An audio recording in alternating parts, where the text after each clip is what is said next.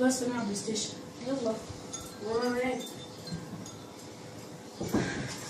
انا هلعب بالاهلي. لا يا عم انا اللي هلعب. ماليش فيه والله، العب بالاهلي. هلعب بالاهلي. ماليش فيه يابا، انا هلعب بالاهلي ماليش دعوه. العب واخلص. ايه القرف ده؟ العب بص يا ابني. يا ابني بص. يا عم هو فين بيسمع اهو؟ يا عم ما بتقولش حاجه يا عم. ايه ده؟ هو الحكم كده. العب لعب نضيف، مش تعمل لعب وسخ. لا لعب كويس. ايه القرف يلا ده؟ يا شباب خلاص كده.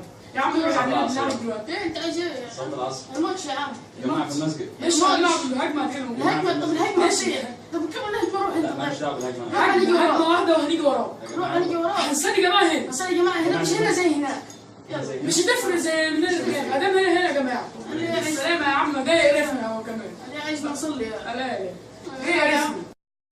دخل كتير من شبابنا بلاي ستيشن، النت، الكوره، الكمبيوتر، الكلام ده، بس ده المفروض ما يقطعش عن الصلاه. تعال نصلي معانا شويه يا عم زي ما انتم شفتوا كده.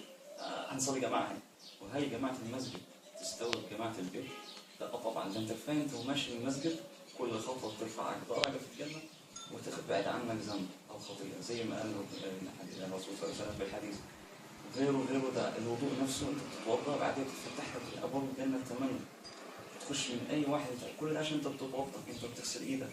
اي سيجاره كنت ماسكها ذنبها، اي حاجه فلوس حرام مسكتها تغسل ذنبها. انت بتتكلم بلسانك، اي كلمه وحشه قلتها في حق زميلك اللي مش جنبك تجارك تروح عنك. اي انت بتغسل عينك ووشك، اي واحده بالحرام بصيت لها. انت بتغسلي شعرك ذنب، انت ماشيه من غير حجاب ولابسه ضيق، اي حاجه الوضوء ده بيغسلك، الوضوء ده بينظفك كده ويرجعك زي ما انت ايه وليتك امك. بلاش تضيع الاجر الثواب الكبير دوت عشان بلاي ستيشن، عشان كوره، عشان اي حاجه من الحاجات دي كلها. معلش طريق ربنا والله واحلى. ما تنساش ان النبي صلى الله عليه وسلم قال ايه؟ جعلت قرة عيني في الصلاة. يعني ايه؟ يعني السعادة بتاعتي في الصلاة، مش في البلاي ستيشن ولا في كورة ولا في ماتش ولا النت ولا الكلام ده. معلش خلي بالك من علاقتك بربنا وبقلبك، خليك مع ربنا.